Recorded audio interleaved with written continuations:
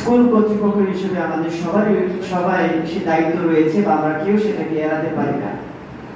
মনে হয় যারা আজকে রেজাল্ট খারাপ করবে আমাদের হয়তোবা আগামী দিনে আরো ভালো কিছু করতে হবে, সেই বিষয়ে আপনাদের কিছু নীতি নির্ধারণ, কিছু নির্দেশনা যেটা আমাদের পক্ষ থেকে আপনাদেরকে জানানো প্রয়োজন।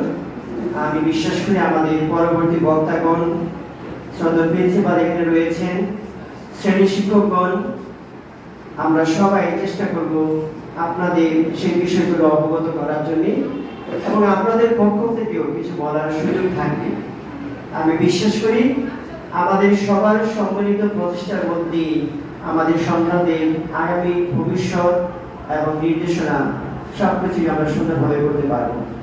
সবকিছুর জন্য আপনাদেরকে অনেক অনেক ধন্যবাদ এবং স্বাগতম জানিয়ে আমার শুভেচ্ছা বক্তব্য এখানে শেষ করছি।